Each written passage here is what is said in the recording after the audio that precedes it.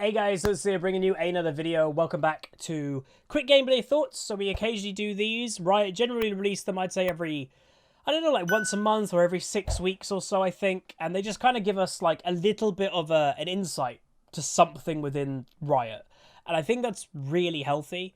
I, for one, and not really just I know a lot of people that have stopped playing League in Season 11, that we haven't loved the direction of the game. And I don't think that's a secret for a lot of people. You know, I stream nearly every day, and my audience a lot of the time are very, very vocal to me about not enjoying the direction of the game with mythic items, etc. So it'll be good to always get a bit more of an insight to what Riot are thinking and what Riot are doing. This one, I did have a very quick skim through. It seems to be going over what we know as the playtest team, that they have rebranded it to the gameplay analysis team. And basically just talking about what they do. And I think this is good just to kind of get out in the open that this team does exist. This is what they do and why. As so many people, even I would say including myself, sometimes do think, especially in patch notes or when they release a new champion, how the hell did that get to life? How the hell did that be allowed? A lot of, I will say this, is new champions. Like maybe Vex is the first one that I haven't like gone, what the hell? Vex doesn't feel broken. She is strong, but she feels kind of stronger because of the current meta. If it was a mage meta, I don't think Vex would be that oppressive or that strong. She seems strong because so much mobility is in the game, and Vex obviously gets stronger technically when people are using mobility around her because it's proccing Gloom more. But this team is I would imagine we'll read through it, but high-rating players, probably some even ex-pros, and in essence, I think from the outside, they play the game for a living, and they give feedback on the game. And I think what we're going to be doing is looking through what exactly that actually means, and how do they use that to kind of make the game hopefully better. But let's get into it. So, this is from Riot Afik, is how I think how you pronounce that. So, hey all, I'm here to talk about the game analysis team, formerly the playtest team. We work with the gameplay devs, and our role is to understand how players may utilize new content, think champions, items, runes, etc., and how each change may impact League, whatever the hell that word is. I often get asked the question, oh, so you just get paid to play games all day? Well, playing the game is certainly a big part of the job. What we really do is analyze gameplay, and the playtesting is just one of many tools, hence the new name. So they probably want to be taken a little bit more seriously. You don't just play games, you do all this other stuff. So if you care about how we discover the impact of content before we ship it, this is the post for you. So I know there's probably going to be a lot of people going out there going like, so how did this get let through? How did that get let through? I will just say, as a defense to these people, I imagine they have power, but only so much power. Like, they're basically a consultancy firm, if that's the way you want to kind of, like, you've got a lead project and you have a consultancy firm that kind of go, we probably recommend you change this, this, and this. But if the proper lead firm is like, nah, they don't have to listen to them. I think that's probably the vibe of this, that if you have a champion dev who designed the rework to Kali and, you know, thought it was fine on launch as an example, just as an example, that these guys may have said, oh, that's just too strong, and they may have just said, I'm shipping it anyway. Like, that's kind of, I would feel that this is what this is. It's good to have, and maybe these people could even potentially get given more power. I don't know. So, let's see. So, the example that they're going to talk about is Prowler's Claw, so the mythic, assassin mythic that gives you a small movement dash, that, yeah, is, I would say, a fairly annoying item, but anyway, that is my opinion about most of the mythic items nowadays. So they're going to talk about mythic. So originally, Prowler's Claw was a blink instead of a dash. Oh god, that would have been even worse. Well, early on in development, it actually was, and our task was to predict how players may use it months after it shipped. Here's what the process looked like. So this is going through. So when they made Prowler's Claw, the game devs, it was a blink, not a dash. These guys were like, okay, let's test it on different things and see how strong it feels. So firstly, they have to theory craft about it. So actually think about, right, if that item is in the game, what would actually use it? So first we thought about which champs would be the most oppressive, with Prowler's Claw being a blink. Pyke immediately came to mind since he could combo the blink active with his E, guaranteeing a stun with little counterplay on a relatively short cooldown. So I guess like the Prowler's Claw would be in essence a mini flash. I guess. So then they have to playtest it. So that first is theorycraft, then playtest. So next we tried it out in game to see how powerful it would be. We put a resident challenger tier pike player to the test and saw what he could do. The average rank, and this is a good thing because a lot of people have actually asked this question to me. The average rank of the team is somewhere around Diamond 2. So I've always said, as you know, I've said it for many years, where does League of Legends start to feel different? It's Diamond 2. So that's the average. That does mean you have someone like this, you have a challenger player. So that does mean there are lower ranks than Diamond 2. You may have a Diamond 4, Diamond 3, but I would hope, personally, the minimum rank of the team would be Diamond. And then, yeah, so it averages around Diamond 2. So, yeah, so they're putting the challenger level tier pike player. And then the analysis. So after seeing Prowler's Claw in action, we watched game replays and identified moments that showcase its impact, which resulted in multiple scenarios like this. Okay, so we have Pike. There's Cogmore. He's Eing, and yeah. So what that looks like, in essence, what we all probably can tell, that looks like the flash plate that Pike still has, but he E's flashes, and you can't dodge it if you land it perfectly. And, you know, that's a dead Cogmore. And it is worth knowing... Yeah, so I can just see there. It might be a bit small for you guys. I'll make it a bit bigger. That's support Pike. That's the support item. He's 748, 37 farm. It's a relatively even game. Level 13 Pike versus level 13 Cogmore. So that's not ridiculous in terms of difference. And straight up, you are dead. So yeah, it's basically the flash play, but within an item. So to deliver feedback. So finally, we presented our findings to the original designer and discussed the implications. We decided this combo of abilities removed the counterplay to Pike's E too easily without enough drawbacks. Flash, for example, at least has a longer cooldown. So that's what they're saying. It's the same, basically, interaction as Flash, but Flash has a 5-minute cooldown. This would have a 30-second cooldown. It's too good. And this is, again, just reminding, this is just one example of the Prowler's Claw that they're focusing on. They would have tested the Prowler's Claw with a dash on a lot of champions, but this was just one of the examples. It also made tracking the movement of the Prowler's Claw user more difficult, and we predicted that higher skilled players would be much more likely to succeed with this item than the rest of the player base, which is probably true with every item, I'd imagine. That seems a bit weird to say, because generally the higher rating you go, they're going to be more successful.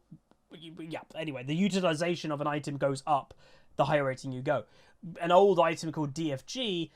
Again, rumor has it, or Riot may have said it, they removed the active of the item, or maybe even removed the item, because it was like 90-odd% of players never use the active, apart from high-rating players.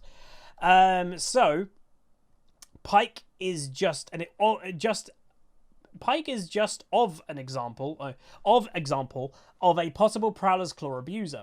You can imagine how the Blink could be used in other combos, like Lee Sin with his ultimate, or Poppy with her E, but this one was the most demonstrative of a type of gameplay that we want to shield players from. As a result, the designer of Prowler's Claw changed the Blink to a dash. But obviously that does take the designer to agree. I will say that. So these guys are basically just suggesting and saying, look, these are the examples we give. Like, Pike is broken with the dash as Prowler's Claw. Lee Sin, Poppy, we're recommending that there's too many problems with it. We recommend you change it. So that's all it is. It's a recommendation.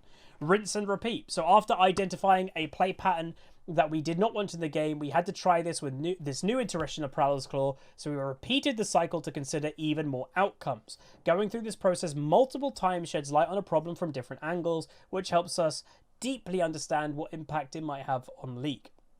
So TLDR, we identify risks, use cases of new champions, items, or runes. Sometimes this leads people to ask, why didn't you catch this? How did you let this ship? Which, true. We often want to empower designers to take appropriate risks to keep the game moving forward. These risks don't always work out, but once we stop taking risks, League will quickly become stale game. For something smaller scope like a champion nerf or in a routine patch, we often just provide a gut check for unintended side effects. Or we might share our thoughts on whether the changes are over or under magnitude. These smaller changes are intended as low-risk nudges to a champion or item and usually don't require too much analysis. So yeah, for the average like patch notes, buffs, nerfs, these guys don't do crazy amount of detail with that. They probably more go off data, unfortunately, with the average buff or nerf in patch notes, and these guys might just like do a little quick test, a little tick in the box, and it's like, oh, it's fine. But, you know, these guys are more for new champions, the new items, all that stuff. That's mainly what these guys are really getting into. So for a grander idea like Action's revive mechanic, we may go into deeper analysis. Oh, sorry, we go into deep analysis. Our job isn't to tell the designers that they can or can't do something, which is true. A designer will try to push the boundaries of what League is, while our job is to anticipate how those changes will fit into the ecosystem. In other words, we demonstrate the risks and how they may manifest by projecting what their idea might look like in 6 months once the players have mastered it. So yeah, that sums up the last portion. So, and you know, they are saying if you're a high diamond player who loves to think and talk about League, you might be interested to join us, blah, blah, blah. I'll say I potentially would like to join this team in a way, but someone in the UK I doubt would get hired for this team anyway. And again, that's only if ever I want to not be a content creator anymore, which again, at the moment, I love being a content creator. I know it's not for me in the grand scheme, and I don't want to upset people in that way, but you know, my life, I'm not very open and public a lot with my life. But a lot of my life is in public, you know, my work day, etc. And I don't want that all the time. I'm actually a weirdly fairly private person. So, yeah, like something like this could be after when I'm a content creator. If anything in the UK opened like this, I don't know. But I would say that it's good that we have the insight for them. So they're just giving an example of what they can do. Potentially what I would like to see from these guys is maybe give them a bit more power. I don't know. Like in the end of the day, which is what they're kind of saying here, they can kind of theory craft, playtest and analyze and do the analysis. But if the designer disagrees, then the designer disagrees. These guys can't overrule the designer. So that's how you probably have champions like, again, like Viego, Silas, Akali, Rework. That's how those champions do get through with even feeling a little bit oppressive, or not a little bit, very oppressive. And then they have to get nerfed after. It's because probably in the playtests, it was ruining the designer's vision to want to nerf it or want to change it. So they were like, well, I guess we're shipping it. And then after obviously finding out that, oh, it was actually a bit too strong, then it has to get changed.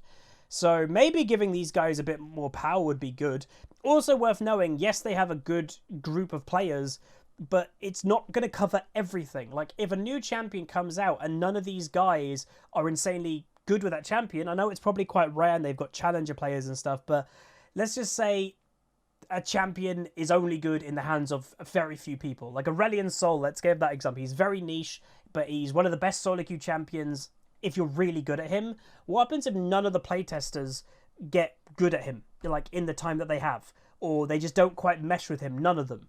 Well, then they're never going to be able to like fully analyze the champ, you know, analyze the champion until it goes to live. So that I would say is a part of a problem with it. But, you know, it's needed. It's good. I do like that they're telling us what they do and all that stuff. It's healthy for the game that we have these people. I don't know, again, what would be nice is more information, like how many of them are there, how many games do they play a day, you know, is there a way that the community, that would be maybe interesting, could the community vote on an area that these guys could play test a bit more and just see if it's healthy? That could be interesting. But yeah, very cool. It's very much needed. And if you are a high rating player, as they say at the bottom, if you are a high rating player, I'd say potentially, especially, they don't say here, but especially in North America, I would say, have a look if they have job postings. You know, it's never a bad thing to do. I, for one, after being a content creator, working for Riot would be potentially a dream of mine if I don't go the pilot route. Because I love this game. I've played this game for 10 years. I've built so far my job and career as a content creator, mainly with League of Legends. So I do like this game a lot. I really do. But anyway, that is going to be it. If you guys did enjoy this game, this video, please do throw a like on it and give your thoughts down below. Do you think these guys do a good job? I reckon they do a good job, but they are constrained by how much they can do. Like, put it this way, if none of them like the new mythic items, I don't think that matters. I think if the game devs are like, we are doing new mythic items, that is it. These guys can't say don't do it. That's the problem. So, yeah, I think they are good to have, but maybe giving them a little bit more power or giving them maybe a bit more of a voice, I don't know, would be potentially healthy. Because it does sometimes feel a little bit, I would just say as the outside, that if the game devs make a decision, that is it. Like that for the most part does seem what is going on. And we've seen a few times, obviously, it get reverted. You know, think of dynamic queue, think of role queue. Those things were forced on us and then got reverted down the line. I don't know if they would ever revert mythic items. For me, I don't like them. For a lot of my friends, they don't like them. My community doesn't seem to like them. But maybe there are a lot of people that do like them. I don't know. But that is going to be it. Again, if you guys enjoyed it, let me know. Let me know your opinion. Would you join a team like this? That would be interesting. But yeah, like, comment, subscribe. See you guys next time. Peace. Call down the reckoning to bring back hope and peace. Restore our glory to live forever. Bring down the dark regime.